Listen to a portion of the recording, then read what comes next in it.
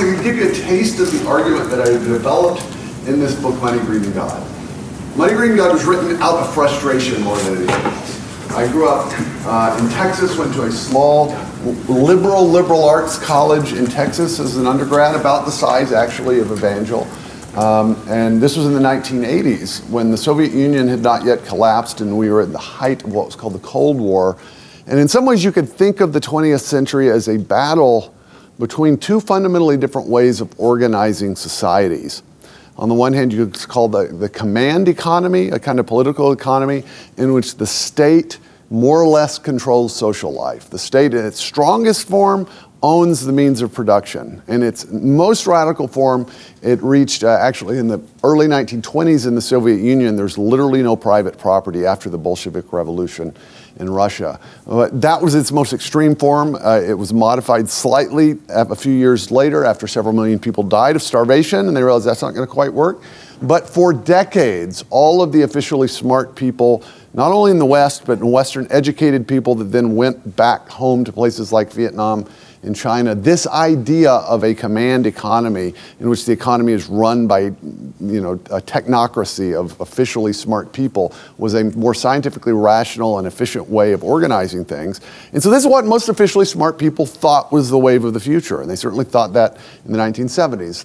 There was, on the other hand, this idea that wasn't necessarily a kind of well thought out philosophical idea necessarily, that is sometimes called capitalism.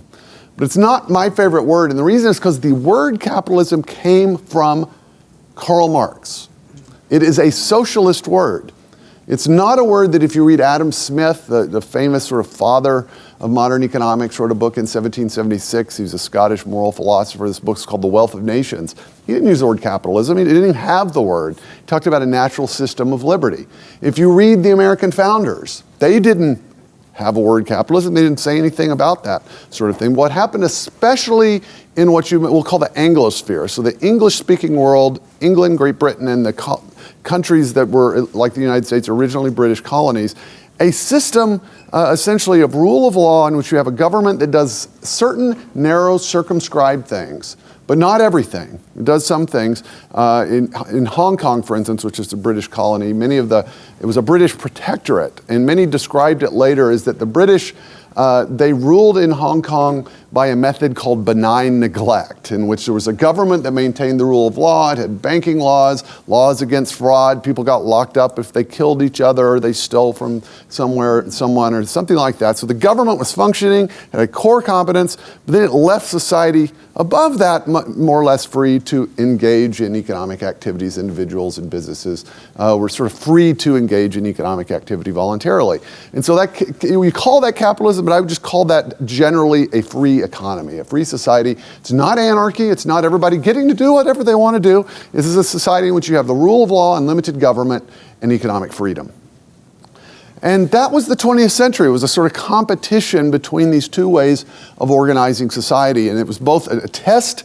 At one time, at its height, half the human race was subject to the experiment of a command economy, primarily socialist and communist, and the other half was not. And then there's other countries, of course, that didn't fit in either category.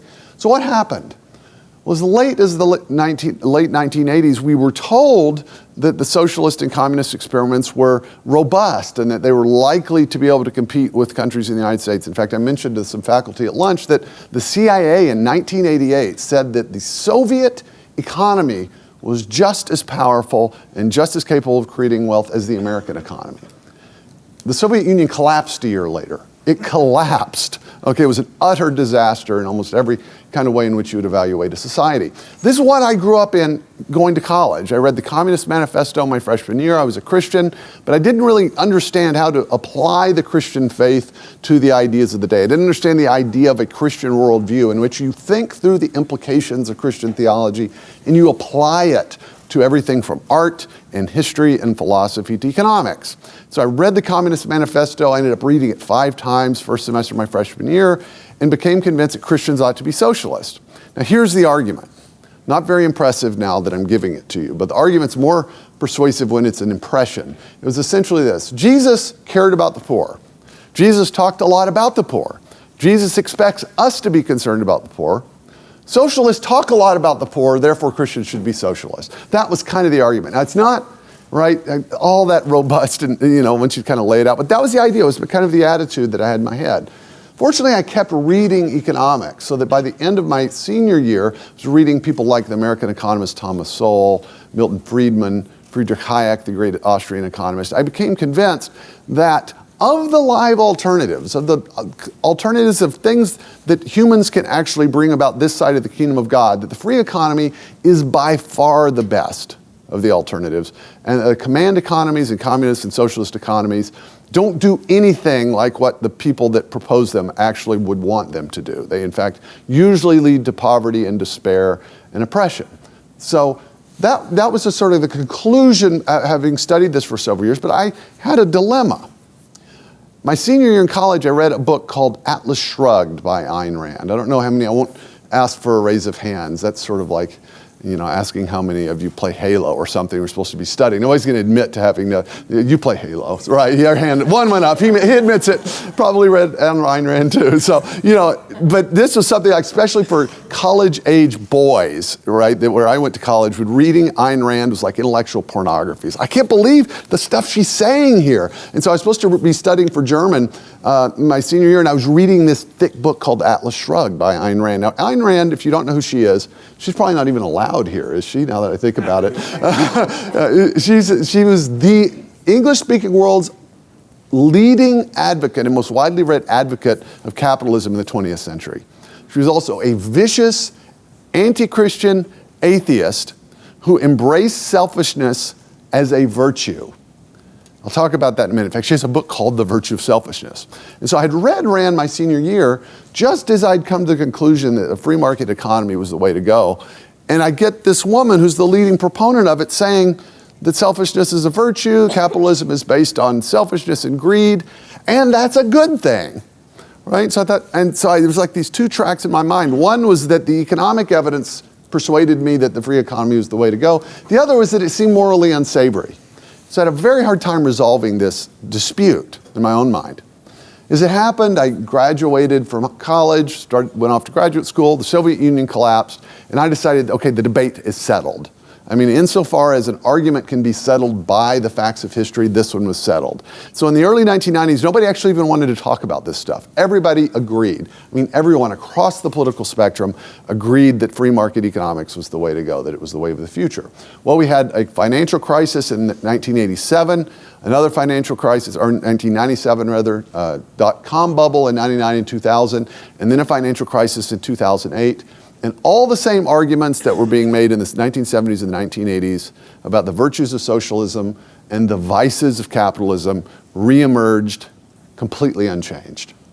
And so what I've discovered, speaking on other topics, like a book I had written with an astronomer called The Privileged Planet, was that Christian college students had the same dilemmas that I had, and I thought had been long settled in the 1980s. And so that's why I actually got into this issue, but I realized most people don't want to study economics. And the reason is because most people that go to college have, do you have a macro course here? I don't know what like the first econ class that anybody takes at Evangel. Is it called macroeconomics? Okay, that's the one I had, and that's the one that most people have. Now, I don't know how it's done here, but I'll tell you that macroeconomics was actually created by a cabal of cigar-smoking men to prevent people from liking economics. That's what it's for. It's to turn you off so that, they'll have like a private club and a private language. I mean, I'm kidding, but it doesn't tend to endear people to economics unless you're really into mathematical formalisms and you want to say, how can I apply it to the human race, right? And when, in fact, I think that economics is one of the most exciting ideas that is you could possibly sort of spend your time with. Now, why do I say that? What is economics about? Well, no, here's the prior question. What is one of the most remarkable thing in all of creation? It's the human person. It's the human being uniquely made in the image of God. No one else, no other entity is described in that way. Not angels, not stars, not galaxies, nothing. Just us. We are made in the image and likeness of the Creator, unique hybrid of the material and the spiritual. What is economics about?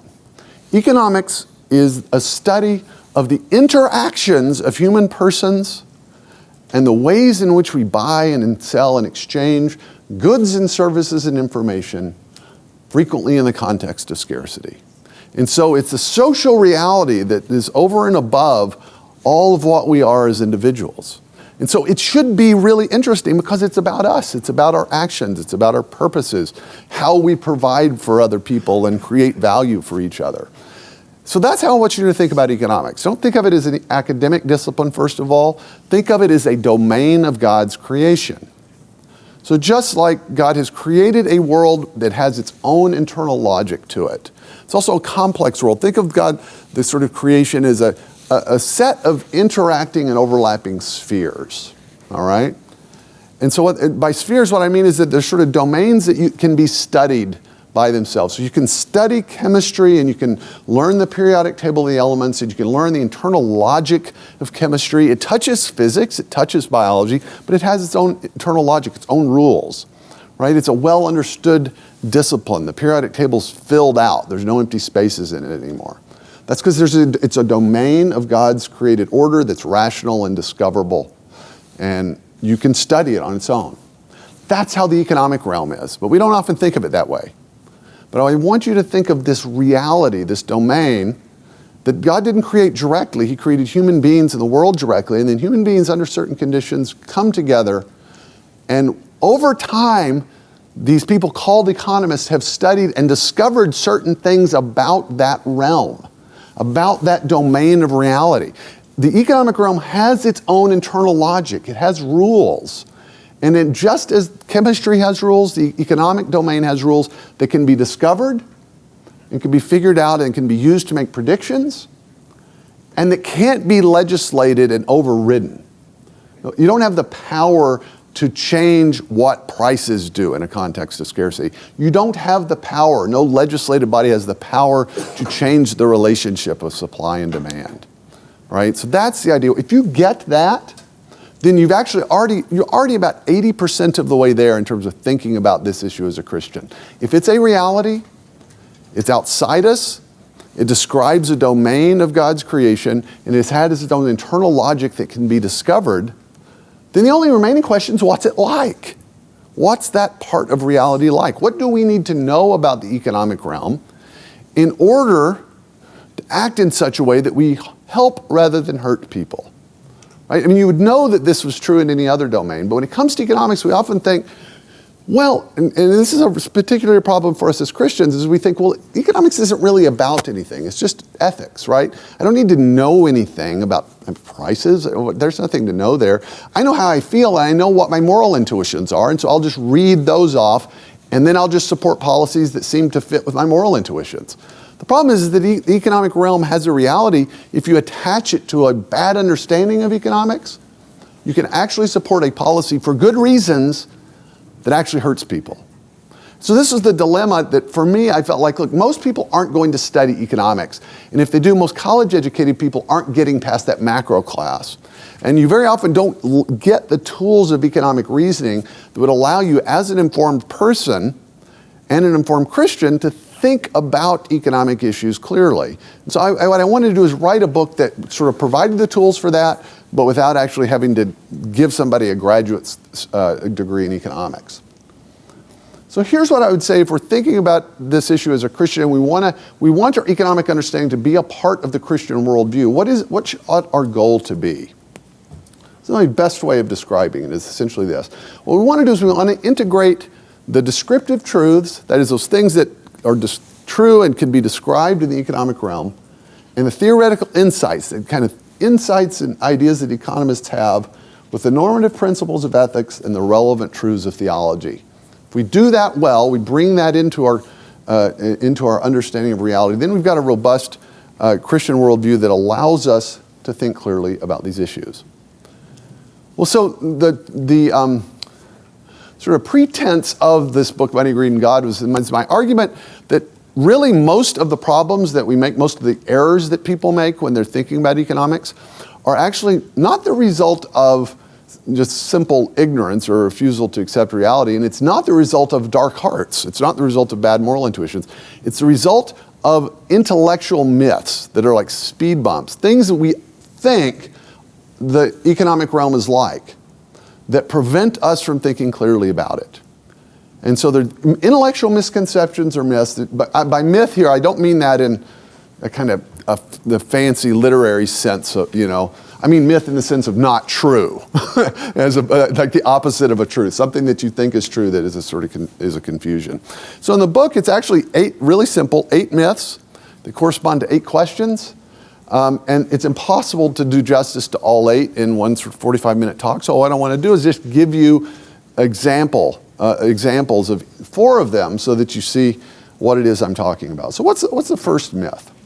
First myth is what I call the piety myth.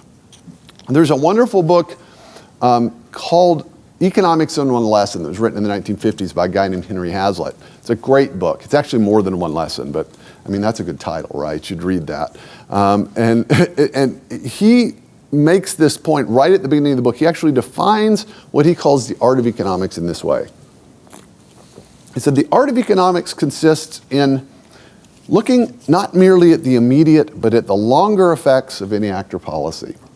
It consists in tracing the consequences of that policy, not merely for one group, but for all groups. So in other words, what he's saying is if you master the art of economics, whenever anybody says something that has to do with economics, someone might say, well, let's raise the federal minimum wage to $100 an hour, and then everybody will be rich. If you've mastered the art of economics, you don't say, boy, you're a nice person. You say this, oh, and then what will happen? And you don't just ask the question, you actually follow up by thinking about what will actually happen if we do that. Hazlitt says if you do that, if you develop that intellectual discipline to trace and anticipate the consequences of policy, not merely for one group, but for all groups, you will have mastered the art of economics. Notice he didn't say the science of economics. Let's assume that there's a science of economics that's rigorous and that can use mathematical formalisms and make predictions. He's talking something more like a craft, a skill that you get down in your bones, like learning to play golf, right? As long as you are focused on all the 28 different details that you have to remember in order to be able to hit a golf ball, you never hit the golf ball. It's only when you get it down in your bones and it's in your muscle memory that you learn to do it. In the same way, to learn the art of economics, you've got to get so used to doing this, it's so reflexive about doing it with everything, that you do it automatically. And you don't say, let's focus on what you meant to do. You say, let's focus on what's actually going to happen. Now, this is a real problem. I think it's a difficulty for Christians. And the reason is because we understand something about the moral life. Everybody knows the story of Jesus at the temple with the disciples. And he's watching various people, publicans and sinners, go forward and give their, out of their wealth, ostentatiously give offerings. And he notices one humble widow who gives 2 mites, right? So she shuffles over and gives essentially 2 copper pennies. And Jesus calls her out. And what does he do? He calls her out. He says, that woman has given more than everyone else. Now, does Jesus not know arithmetic? Is he not able to add? What's his point? His point is that everyone else gave, and when they were giving, they were both getting the benefit of everybody seeing them give, and they're also giving out of their wealth, so it wasn't terribly significant. When she gave, she was actually having to humiliate herself because she had so little to give. It's an embarrassing amount, and also she's giving out of her poverty, and so it was sacrificial. Right? So in other words, her gift was more significant because she gave out of her poverty, because of what she did, why she did it, not because of the economic value of the gift. God cares in the moral life about the internal and the external aspect of our acts. That, in other words, God cares both why we do something and what we do. Both of those things are a unity when it comes to the moral assessment of an action. If I give my wife, for instance, one day, she gets 3 dozen roses from me with a very nice handwritten note, and it's not her birthday and it's not our anniversary, and we haven't had a fight or something, right? And you're a friend, and you think, this is amazing. I can't believe Jay just sent you 3 dozen roses. Your husband is amazing, right? And I might like to have her friend think that. Now, but what if you're my friend and you just happen to know something? You know that I like to go on golf outings, and I've been on 3 full weekend golf outings already this year, and I want to go on a 3rd one over the Veterans Day weekend, and I haven't raised it to my wife yet. And so just before I ask her about being able to do this, I send her 3 dozen roses. Now what's just happened in your minds? The whole act has changed, right? So the externals are exactly the same, 3 dozen roses. But it's gone from being a gratuitous act of love, random act of kindness, to an attempt to manipulate my wife, to grease the skids, right? Why I did it is really that it's the morally significant fact at that point. That's true in ethics. It's not true in economics. It does not matter why you support a policy. It does not matter why a member of Congress signs a bill and votes for a bill. The effects of that policy are the same either way. Every member of Congress could support a bill unanimously. 435 members of the House, 100 members of the Senate, send it to the president who signs it, and they could all have a different motivation. So it'd be 536 people, including the president, all different motivations. Will those motivations have any effect on what that policy actually does to people? No, it can't. Right? It's blind to that.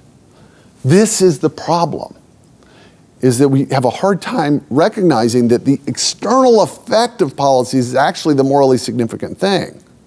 When you're talking about policies, you don't want to focus on what your motives are.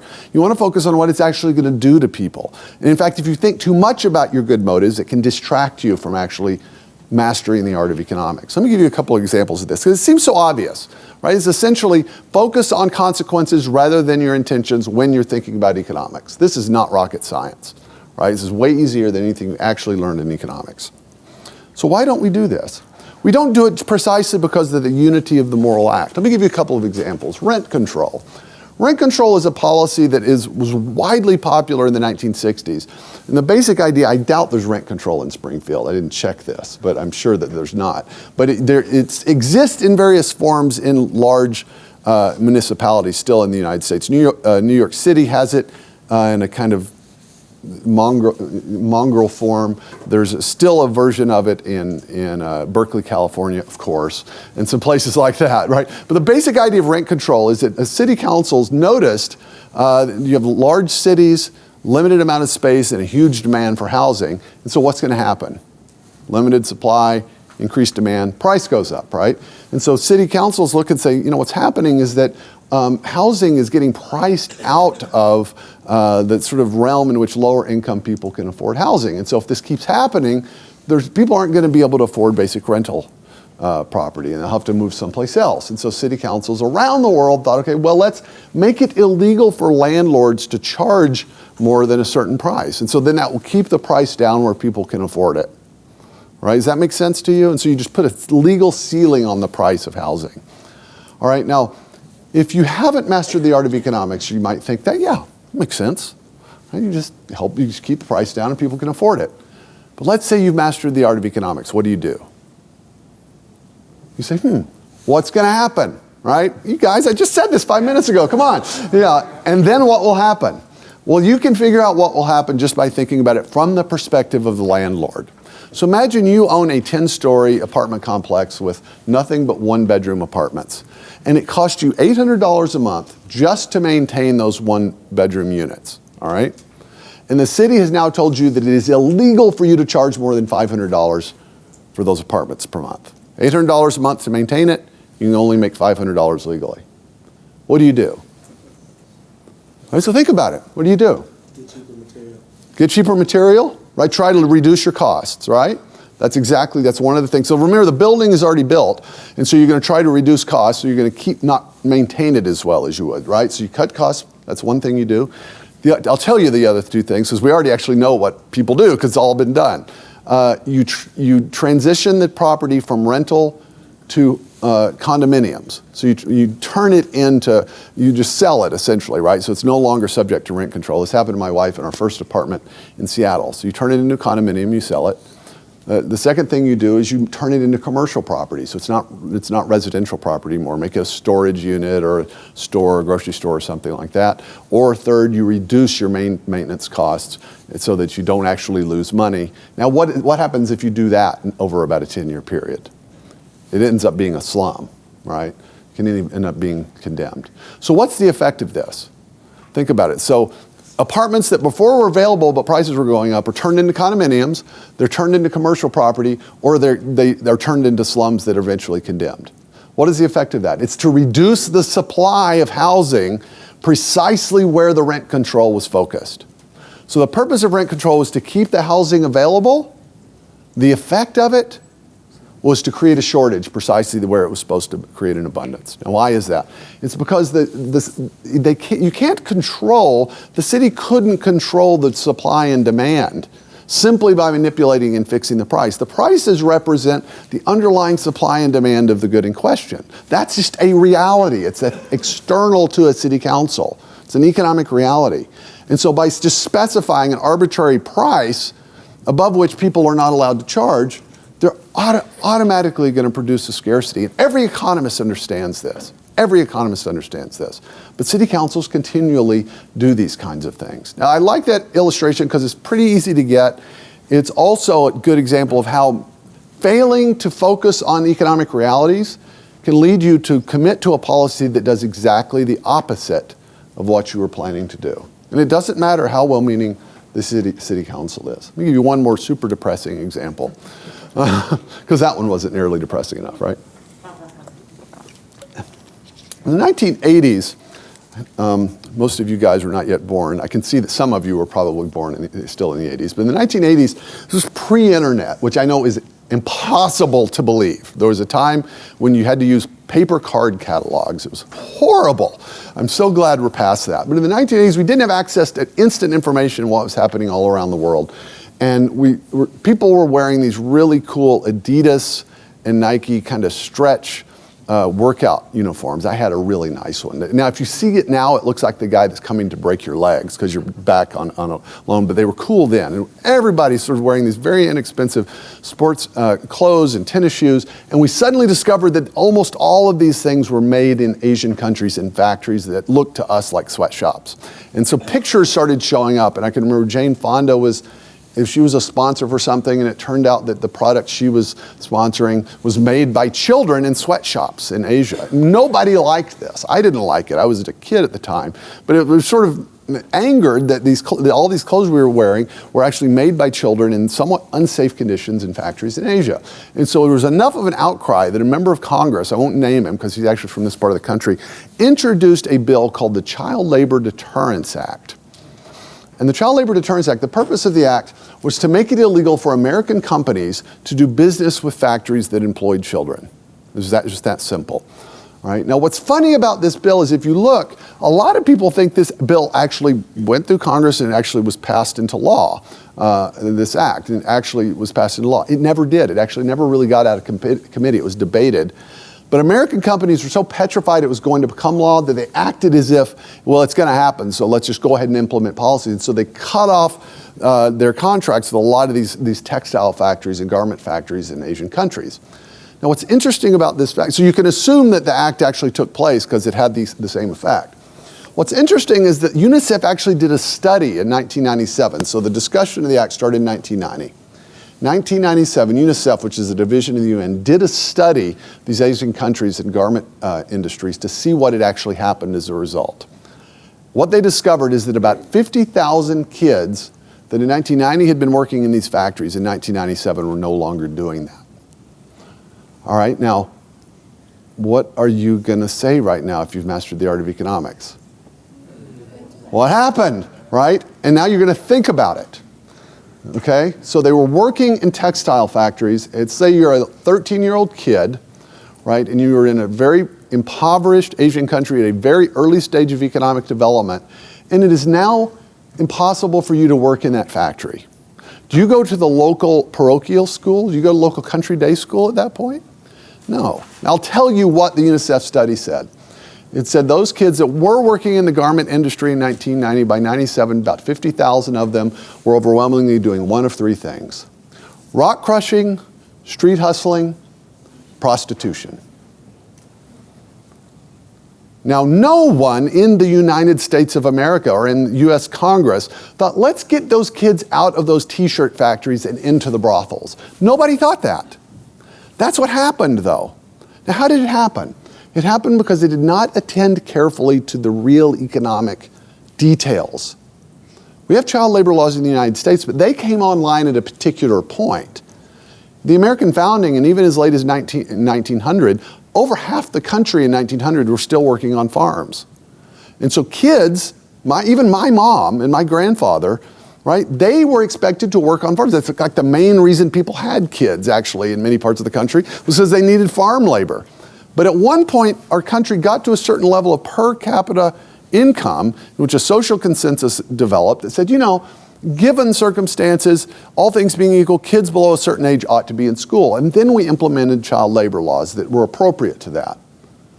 But imposing those kinds of policies on countries at much earlier stages of development and in much more desperate economic circumstances has utterly destructive consequences, all of which could be understood simply if people in positions of power had mastered the art of economics.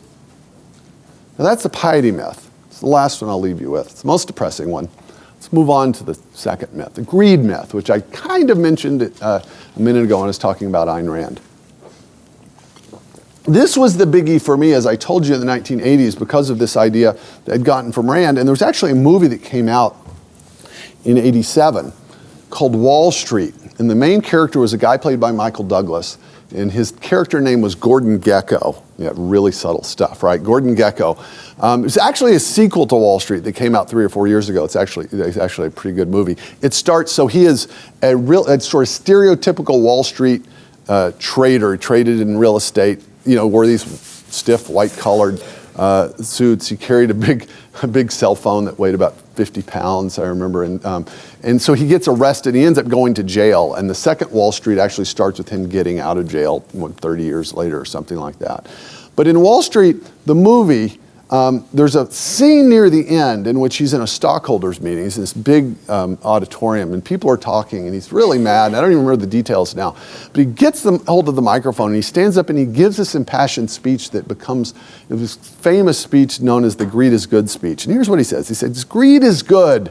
Greed is right. Greed works. Greed cuts through and captures the essence of the evolutionary spirit. Greed in all its forms has marked the upward surge of mankind. It's a kind of a weird moment in the movie because you're thinking, is this the climax? Or it's not really very exciting, but it became a kind of famous and weirdly celebrated scene in the movie. But when you watch it, you might think, okay, this is a ridiculous caricature. I mean, nobody's actually like that. And if you know about the movie, it was produced by a guy named Oliver Stone, who's a well-known kind of anti-American leftist that you would expect to create a character like Gordon Gekko, right? Unfortunately, some of the leading champions of capitalism make arguments very much like this. So this is Ayn Rand's argument. And I return to Rand again and again. I wrote about her in this book. I wrote about her in a later book in 2013. I'm working on a book right now called Free to Create. And so in some ways, she seems like a caricature in a foil that it's not fair to argue with, except that she's wildly popular still. I was in Hong Kong a few years ago, and there's a lot of English-speaking people in Hong Kong. Walked by a bookstore and thought, what are people reading in Hong Kong? So I walked in the bookstore, went right up to the checkout stand, where all the popular books are. And there was a new book by Richard Dawkins, of course, and right next to that, Atlas Shrugged by Ayn Rand. So she's not a kind of made-up cartoon. This is actually her argument. But this is what she says in this book, The Virtue of Selfishness. She says, capitalism and altruism are incompatible. They're philosophical opposites that cannot coexist in the same man or in the same society. Now, altruism, normally what it means, it's from the Latin word alter, which means an other. And so an altruistic act is an act in which you act for the benefit of another. And so when you hear that, if you're a Christian, you think, something seriously messed up here, right? If capitalism is actually incompatible with altruism, well, too bad for capitalism, right? I mean, that's actually the answer. If you read Rand, some of the things she says aren't quite as crazy as they sound because she defines words weirdly. And so the way she defines altruism is acting for the benefit of the other at your own expense. Okay, if you define altruism that way, and then altruism can only ever be a zero-sum game. It's only an act that you do something for someone and it harms you, right? And so that one bad definition leads to just a mess of bad ideas in her literature. If she had just looked up the real definition, it saved us a lot of trouble. But a lot of people, when they hear about Rand, they think, well, wait, she's not the only one that made this argument. Didn't Adam Smith make this argument in The Wealth of Nations in 1776? This is kind of the argument that capitalists have been making all along, right? It's not actually true. And so I want to show you, have any of you read Adam Smith? Some of you have at least heard of Adam Smith, I'm sure, but most people have not read The Wealth of Nations because it's a big, thick book in which he's talking about pin factories and stuff like that, right? It's not just engrossing sort of things. And so what most people know about Adam Smith is a couple of quotes. They know that he said something about the invisible hand, and most people have an impression that he said something about how selfishness is good. All right, so what I want to show you, the only complicated part of my talk tonight, is how Adam Smith had a very profound and important argument that we all need to understand, and that it wasn't anything like Ayn Rand's argument. It had nothing to do with the idea that selfishness is a virtue. So let me give you the two juicy quotes that everybody hears from Smith. In fact, these are quoted in practically every economics textbook ever written. Here's the first one. It's from The Wealth of Nations. And Smith says stuff like this all over the place. So it's not from the benevolence of the butcher, the brewer, the baker that we expect our dinner, but from their regard to their own interest. Right? So think about it for a second. We don't expect that we're going to get our dinner from the butcher, the brewer, and the baker because they're benevolent, but because they regard their own interests. The first quote. Second one is this. Everyone has heard that Smith describes the market as an invisible hand. And so far as I can tell, he only ever uses this phrase 2 times in all of his extant works. And this is one of them. He's talking about what he calls men of commerce here. He says, in spite of their natural selfishness and rapacity, business people are led by an invisible hand, and thus without knowing it, or without intending it, without knowing it, advance the interest of the society. All right, so is he saying greed is good? Or selfishness is a virtue? He's not. He's actually saying something really, I think, really significant and quite subtle. Here's the basic idea. Here's a couple of points. I'll just give you a little bit of background. The first is this. So for Smith, Smith was a moral traditionalist. He was probably a deist. He was a Scottish moral philosopher. He was part of the Scottish Enlightenment. He was also influenced by Stoicism. So he was very much a moral traditionalist that believed in virtue and discipline and modesty and this just kind of traditional moral ideas, who'd never have said that greed and selfishness were a virtue. In fact, he over and over describes it as a vice, as a bad thing, as a morally bad thing. Never say anything like what Ayn Rand said. The second point is this. Mere self-interest is not the same as selfishness. Every time you take a breath, every time you take your vitamins, every time you take good advice, every time you take a class that helps you graduate, you act in your own self-interest. Is that bad? Is that a bad thing? Is it, well, it's a necessary evil that I have to breathe. I wish I didn't have to. No, it makes no sense. In fact, if you're a parent, you spend 18 years trying to teach your kids basic self-interest. Would you please brush your teeth? Would you please put shoes on before you walk out in the tick-infested grass, right? It's like you train your children to do this. You're not training them to be selfish, right? We're bodily beings that have basic needs. We exist in particular times and places, and we have needs that have to be met. If people don't learn to meet them, if you don't breathe for yourself, think how troublesome it would be if other people at the Department of Health and Human Resources had to call you and tell you when to breathe. It makes no sense, right? And the created order is such that things work out best if people attend to those things which are their direct interest. Now, if you read Smith, your self-interest is not your narrow, like focusing just on yourself. It refers essentially to that domain of things over which you have interest and over which you have some control, right? So for me, my self-interest includes not just myself, but my friends, my family, my fellow church members, the people that are around me, my business, my coworkers, that's all a part of my self-interest. Those are things I am interested in.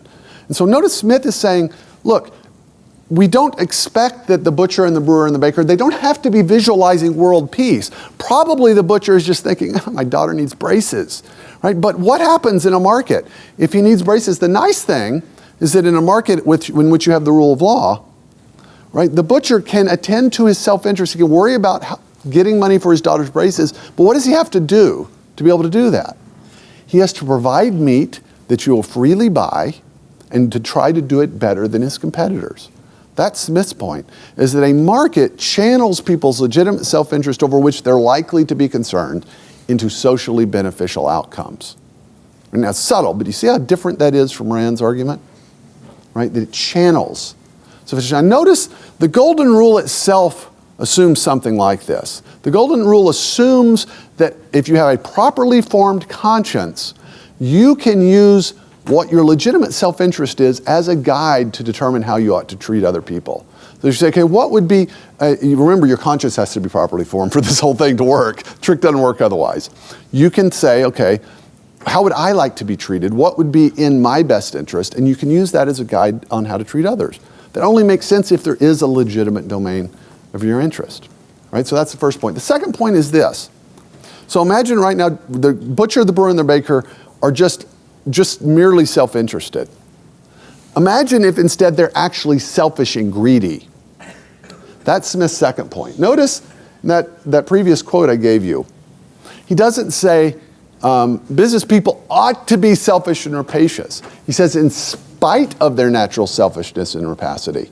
His point here is that even if the butcher is greedy, even if the butcher would like to steal from you, there's laws against that. He'd like to give you really kind of rotten meat. That might work once, and then there's a review on Yelp, and he doesn't get to do it again, right? And so even if he's selfish, the best way for him to fulfill his selfishness is still to do something that benefits other people. That's Smith's argument. It's important, it's subtle, and it's a really important one. Why is this important? Because that's what you want in a system fit for fallen human beings. One of the options is not a bunch of entirely sanctified people, right? What economic system is best for entirely sanctified people? Who cares, right? I mean, we don't get to have that. What we have is actual people, fallen people, maybe a few, this is a Wesleyan school, maybe there's a few that are entirely sanctified, I'll grant you that, all right?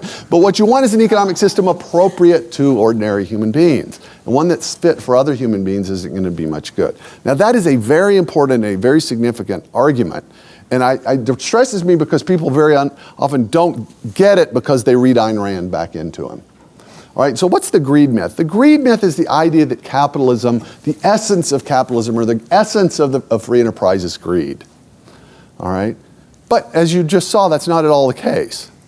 Smith's argument, which I think is a good one, is that a market economy, right, in which you have the rule of law and then the sort of free exchange, channels people's legitimate self-interest and even their vices to some degree into socially beneficial outcomes, or at least more socially beneficial outcomes than all of the alternatives. What does socialism do? What does that incentivize you to do? It doesn't incentivize people to try to serve their customers. It incentivizes people to curry favor with the government officials who give out the favors. Right? That's what it incentivizes you to do, and that's in fact what people do. All right, now that is by far the high point. So if you're thinking, okay, if he gives me one more nuance, I'm going to totally explode. That's all over. It's all downhill from here. All right? So the piety myth, greed myth, the zero-sum game myth. What's the zero-sum game myth? Zero-sum game myth is sort of the idea, look, if one person gets rich, does that mean somebody else is going to get poor? Right? If Paul makes $1, doesn't that take $1 from Peter somewhere? Most of you guys were pretty young in 2008 during the financial crisis, but there was this thing called the Occupy Wall Street, in which hundreds of people descended upon this little park near Wall Street in lower Manhattan called Zuccotti Park. And it looked like, if you just watch the news, there are 1 million people involved in Occupy Wall Street. Zuccotti Park is like 3 of these rooms put together. It's tiny, but you get a lot of cameras. It looks like a sort of international event.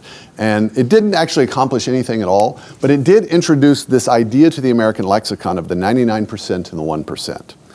And the idea of the 99% and 1% is that there's 1% of the population that has all the wealth, and then it leaves the 99%, the rest of us, in like, I don't know, relative squalor or something like that. Now, I'm not talking about the problems with the financial crisis and bailouts. Those are real problems. But I want you to see the idea. The idea is that there's one segment of the population that takes all the wealth and leaves the rest of us in squalor. That's the idea of a zero-sum game, right? That you were involved in an economic game in which one person wins and one person loses. Now, there's 3 kinds of games like this. This is basic ideas from game theory. A zero-sum game is like a win-lose game. Most of the games that we play are like this. A win-lose or zero-sum game is just a game that, by the rules, to have a winner, somebody has to lose. Most of our sports games, basketball, soccer, football, chess, checkers, are all like this. Now, some of these games you can have a tie, but in that case you don't get winners and losers. All these games, if there's a winner, there has to be a loser. That's just the way the game is set up. So that's zero-sum or win-lose. Now think about the two other kind of logical possibilities here. You got the zero-sum or win-lose game. Second option would be the lose-lose game. Now, lose-lose game is a game where everybody that plays ends up worse off as a result of having played it. Who's up for that, right? It's like, let's do that. There are not many games like this. A nuclear war in a confined space would be the best example, right? It's like, gosh, we should not have played that, right? So that's the second option. Now, what's the third option? Win-win. So it's a game. What is a win-win game? A win-win game is not a game, doesn't have to be a game in which everyone that plays ends up equally well off. For a game to be win-win, it simply means that everyone that plays, over the long run, ends up better off than they would have been if they had not played. So the comparison in deciding if an arrangement is win-lose or win-win, right, is not to say, well, did I end up as well off as you did? It's to say, did I end up better off than I would have been? Right? So what you're comparing is yourself in the actual world having played the game with your counterfactual self having not played the game. Right? There was a time my wife and I had left Seattle and come back, and she was working on a graduate degree in Tacoma. I'm working in Seattle, so we rented a house just like in the middle, someplace between Tacoma and Seattle, on this bluff overlooking the Puyallup Valley. And so on one side of this street, there was this amazing view that went on forever. And then on the other side, where we had rented a house, all you saw was the sides of the houses on the other side of the street, right? And so I was driving a Volkswagen Passat with a skid on the side, where I had hit a post. And the guy across the street had a bright orange Lamborghini, all right? And at the time, I was actually working on this book. I thought, well, you know, what's he doing that he ended up with a Lamborghini? He's not smarter than me. And I immediately realized that's totally the wrong perspective. That's sin. What I need to say is, oh, wow, I can't believe I live in a society where it's no big deal that I have this really nice car. What I was doing is comparing myself to him. That's the wrong way to think about these things. What you want to know is, am I in an economic arrangement in which I'm better off as a result of being in it than I would have been otherwise? Now, once you get that, then the question is, you can actually figure out the nature of a free exchange as win-win just by thinking about it. I learned this actually in the 6th grade. Didn't figure it out until I was 40, unfortunately, but I did learn the lesson. Grew up in a city actually very much like Springfield in Texas, 150,000 people, mostly hot, but we'd have ice storms and snowstorms that would come in from the Rockies into Mexico, and we'd know about it the day before, and we never had snow days. I don't know why this was. And so apparently the teacher had heard what was going to happen, and so our teacher in this class, when I was in the 6th grade, we of course had to stay in because there was an ice storm outside during recess. And so she got out a basket of toys that she had got from the dollar store and passed them all out to us one at a time. So everybody got one of these little cheap toys, and there was a silly putty egg and some Barbie trading cards and a paddle ball and stuff like that. Passed the toys out to everyone. And so everybody had a different toy. He said, now I want you to look around and look at your toy and compare it to what everybody else has and grade it between 1 and 10, how much you like the toy. So we did that, you know, and you looked around. And so I wrote down what you know, it was just totally up to us, totally subjective. And she said, okay, now call out what you have, and I want to add up the total. So we all did this, right? 2, 3, 5. Everybody gave them the number. She added up the total and she wrote it on the board. So that's a number, and it's like the sum total of our subjective feeling about our toy acquisition or something, right? Said, okay, now in the first round of the game, you can freely trade with anyone else in your row. All right, so I didn't count at the time, so assume we were in 5 rows of 5 kids here to simplify it. So that would mean each of us had 4 potential trading partners for the first trade. All right, so you get the idea? All right, so we looked around, and not a lot happened at this point. There's only 4 other trading partners, but some things changed hands. And once it settled down, then she said, okay, now write down how much you like the toy you have in your hand. So we all did it again. She had us call out our numbers again. She added up the total and she wrote it on the board. Now, what do you think happened? Number went up, right? Same toys, nothing new added to the system, number went up. Right, second round, this is why I remember this event all these years later. She said, now you can freely trade with anyone else in the classroom. Now you can imagine the pandemonium at this point. You've got 24 potential trading partners on the first trade, and who knows how many different types of trades that you could make doing this. Total chaos, lots of people changing toys multiple times. It finally settles down after about 5 minutes. She says, okay, now write down how much you like the toy between 1 and 10. We did it again. She had us call out the numbers. She added up the totals. She wrote it on the board. What happened? Number went way up. Now what is happening? How is this possible? Same stuff. Remember, there was a set of rules, and it was implicit here, but there was a rule of law. So she said you can freely trade with anyone else in the classroom or in your row.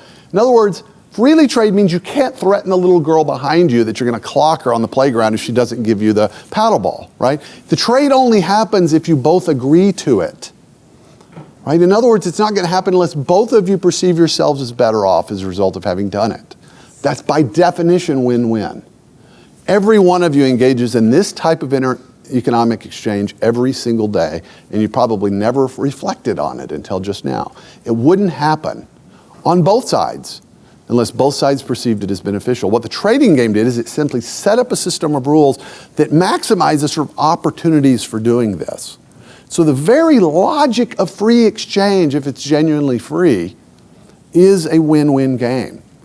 Even when nothing new is added to the system. That's what's weird about this. Notice it was stuff, in this case, toys plugged in at the beginning and then a system of rules for voluntary exchange. And then free and sort of subjective decisions. So that's the first thing.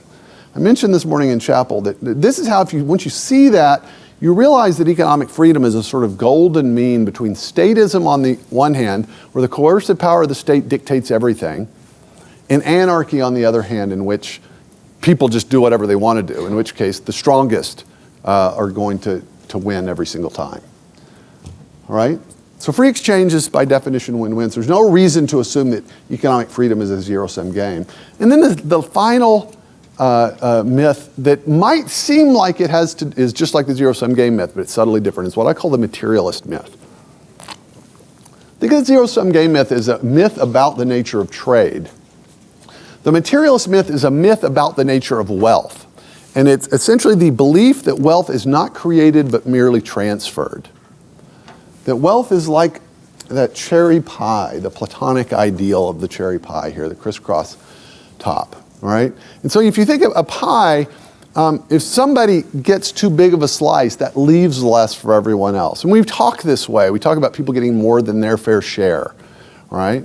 The idea is that the economy is this finite amount of stuff, and the best you can do is to distribute it equally and equitably by making sure the slices are all exactly the same. You do this with a pie, obviously, right? If you're going to invite 7 friends over for cherry pie, and you haven't sliced it up until they get there, are you going to cut a quarter of the pie for yourself? No, of course, you're going to just do 8 little slices. If you want a quarter of the pie, what do? You do that beforehand, and then you slice up and hope nobody adds it up, right? They don't know what's happened. They're none the worse. But that's how pies work, all right? That is not how free economies work. We know that's not how it works. And it's not how it works for different economies trading with each other, right? Japan was in utter ruins after World War II. We had bombed it to oblivion. It's utter disaster.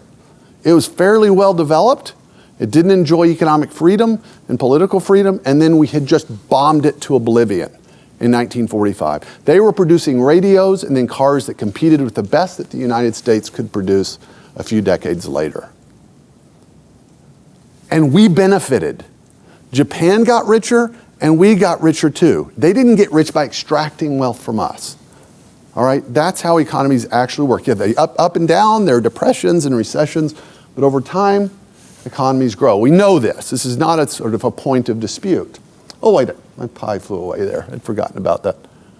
Where are we here? There it is. The pie does grow here, right? But no, it's not actually how they grow. All right, now, you might think this is so obvious. Why would we need to discuss it? But remember I talked about the 20th century being this experiment between 2 different ways of arranging society. If you read the Communist Manifesto, it was written by Karl Marx and Friedrich Engels in 1848. They make the pie argument that I just made, more or less. Here's what they said. in the Communist Manifesto. Here's the basic argument. All right. Their argument is that what they called capitalism, so this was the system that came out after feudalism, the kind of industrialization that he was seeing in England and Europe that Marx called capitalism. He said capitalism will sow the seeds of its own destruction. By its own logic, it will destroy itself. And the reason is what actually happens economically. And so he described two classes of people.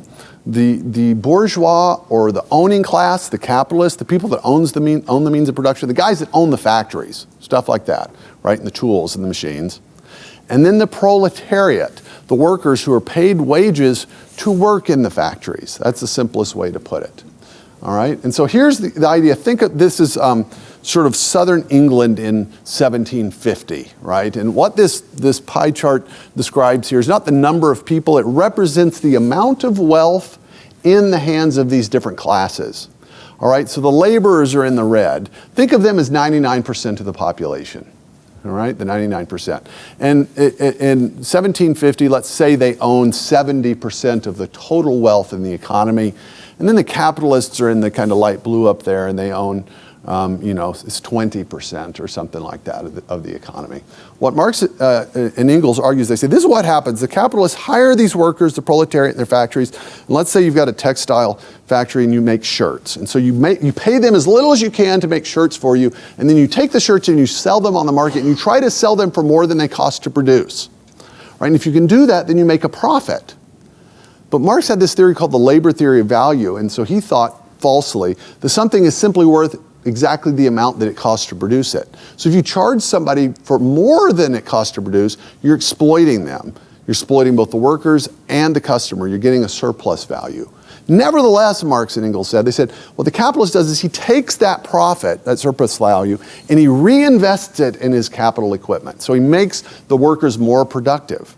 And so by doing that, he won't have to have as many workers, and he can fire some of them, he can pay the remainder even less money, but they'll be even more productive, and then he can sell the shirts and make more profit and take that profit and reinvest it. And then this cycle will continue, and by continuing like this, what will happen is that the wealth in the economy will get slowly transferred like this, from the capitalists, from the owning class, or from the laborers to the capitalists and the owning class. And there's the red. So remember, that's 99% of the population owning less and less of the wealth, and then 1% of the population owning most of the wealth. And then what happens at this point? You know what's going to happen at this point. You get a revolution. Of course, the workers suddenly realize what happens. They rise up, they confiscate the means of production, they liquidate the capitalists, and then there is a temporary stage called socialism, in which the state owns everything on behalf of the people, right? And it looks like that, right? That's actually gray, but it comes off differently. Now, in the Marxist theory, this was a temporary stage. The state ownership of the means of production, all private property, temporarily until people cease to be attached to their belongings. And then a new socialist man will emerge.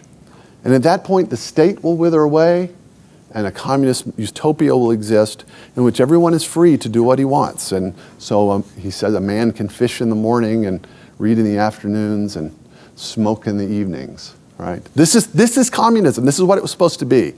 Never got to that stage. Always got stuck at this stage. Why? Because the theory was flat wrong on the facts. When Marx and Engels wrote the Communist Manifesto in 1848, they predicted that the wages of workers should be going down.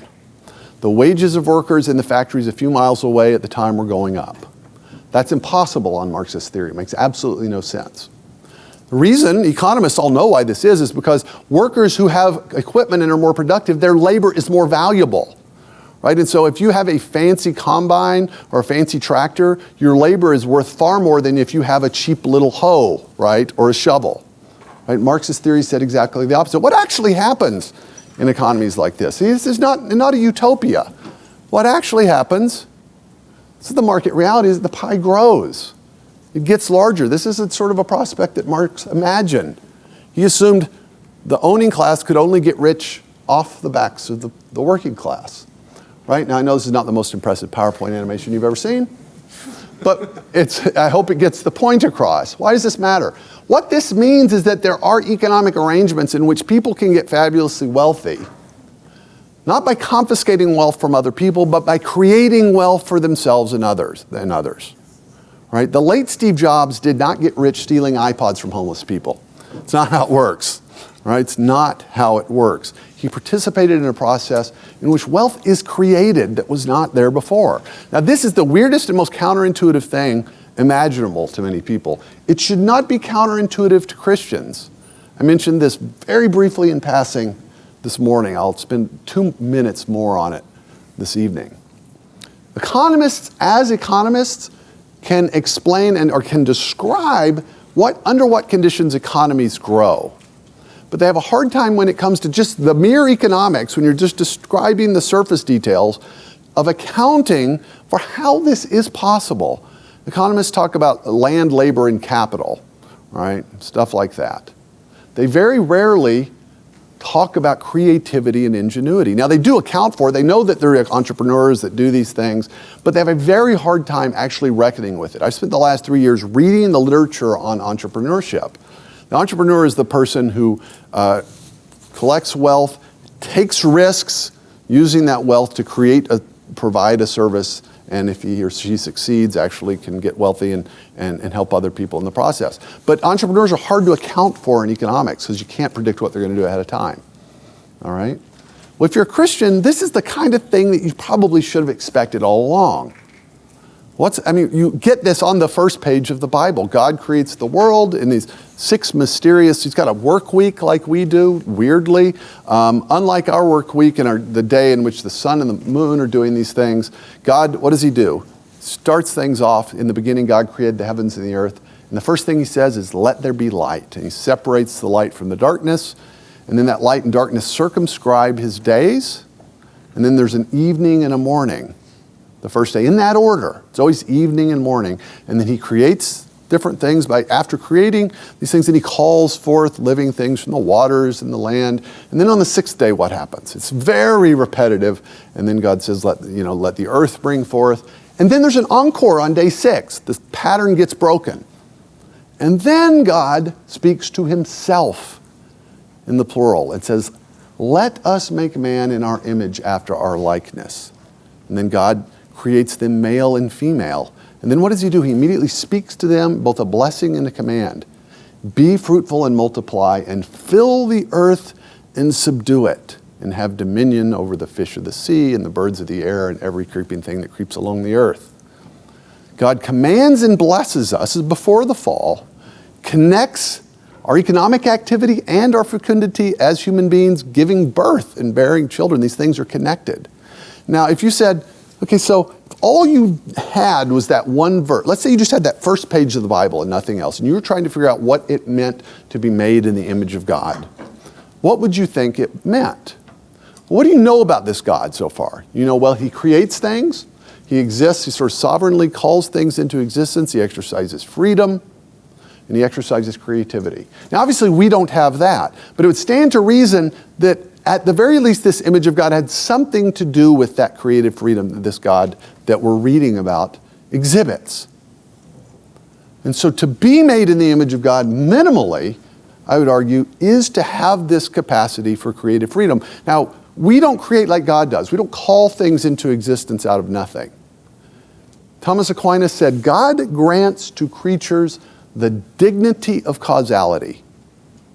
In other words, unlike the Muslim worldview, God doesn't hoard causality all to himself. He creates a world, and he creates a world of creatures that can themselves create, to have real agency. He doesn't hoard that among himself. So we can't create things from nothing, but we can take sand, create fiber optic cables, and computer chips, for which silica is the basic ingredient.